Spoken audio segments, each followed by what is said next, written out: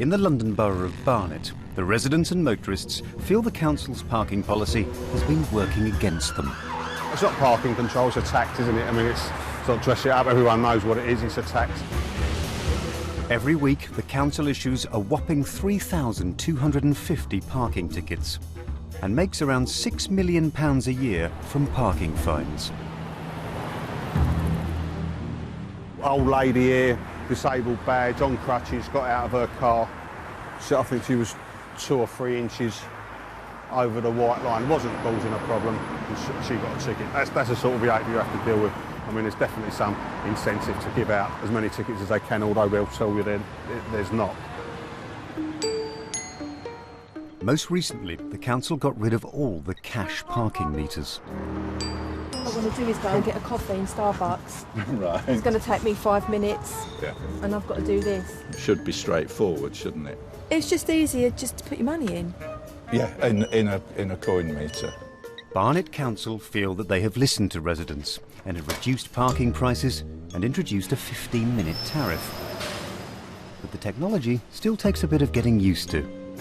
Going on, I've got 2 children, so I try to save time by doing it as I'm getting them out. Right. It's really inconvenient to have to do this all on the phone. Yeah. You know, sometimes I avoid it and I go to Brent Cross because it's free parking. Derek Dishman is a Barnet resident. There's a machine there that takes credit cards. Well, that's ridiculous. Yeah, it is ridiculous, but yeah, or... Not everyone's got a credit card, do you know what I mean? And No, I know. Yeah. So you've got money. so I've got to go and look for somewhere else to park now. Yeah, you have, yeah. I don't think that's fair. Yeah, it is. It's bonkers, isn't it? He's got a credit card, but he didn't know he needed it to come to Barnet. It's like showing your passport at the border. By day, he's a debt collector, but by night, he's a full-on parking campaigner. My name is Mr. Mustard because I was looking in the context of the other bloggers who exist, like Mrs. Angry and Mr. Reasonable, so it was evident that you needed a catchy name. With only 1% of those issued a parking ticket appealing, Derek has a simple but potentially devastating plan.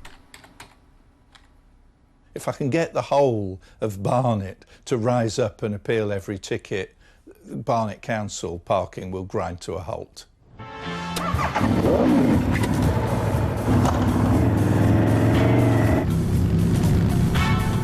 So far, out of 52 appeals, he's only lost 1. He's about to take on his next case. Mr. Levine is 93 years old, and Barnet Council fined him after he made a mistake in displaying his disabled blue badge. Unfortunately, I'd put the old card on the dashboard instead of the new card. And I'm determined to fight it because I feel that they're taking a liberty. I'm sorry to hear you've got this parking ticket problem. Well... But the good news is that I win over 90% of the time. Oh, good.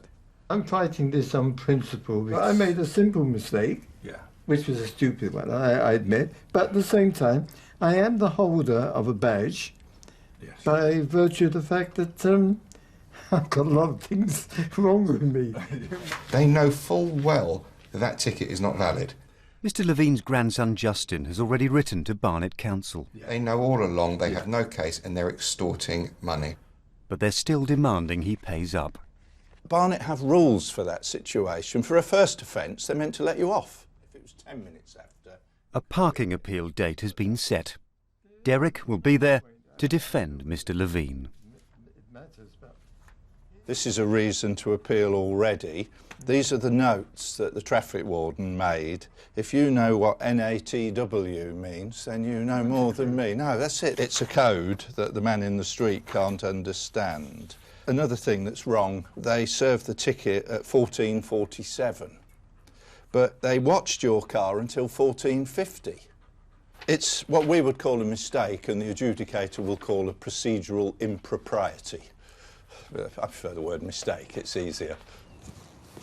He's a nice gentleman, he's lovely, but he shouldn't have all this bother. It's just wrong.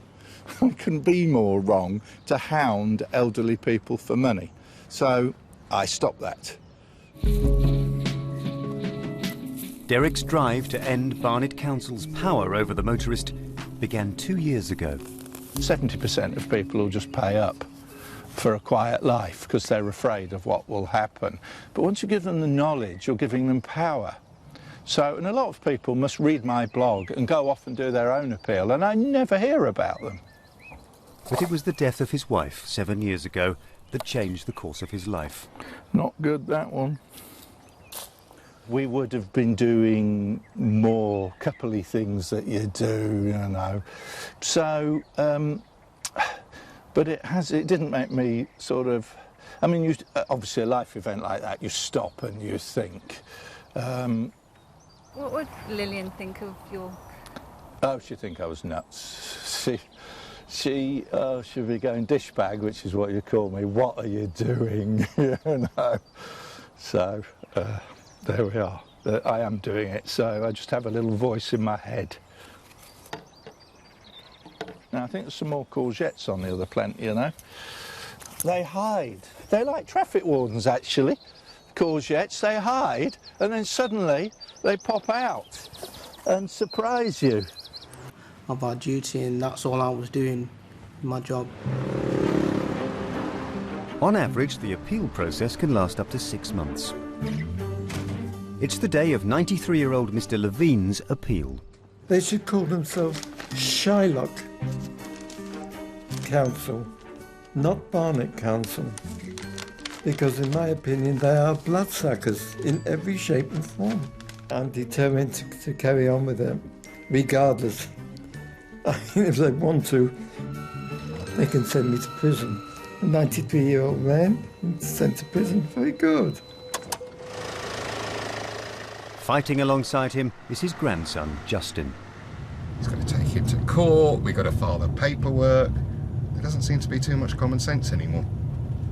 And with this, the council could say, look, this is the first time you've done this. Please don't do it again or we'll fine you. It's another form of taxation. I'd say 80% of people probably don't even bother fighting their case when they've even got a valid reason to. You know, they probably just can't be bothered. Helping with Mr. Levine's defence is campaigner Derek Dishman, a.k.a. Mr. Mustard. It's always a little bit unpredictable, but we'll find out in 30 minutes.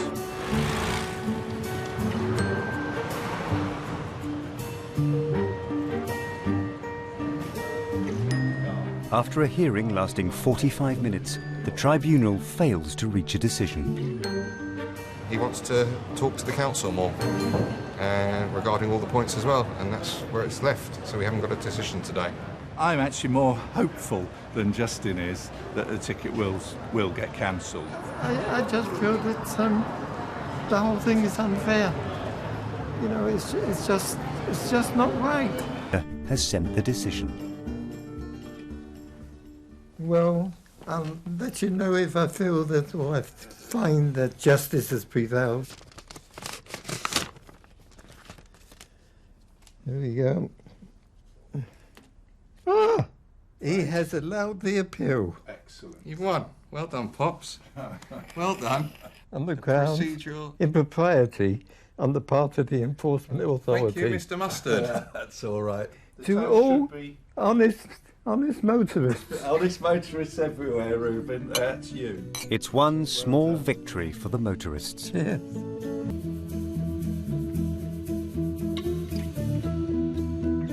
And we'll be parking mad again next Thursday at 9 on BBC One.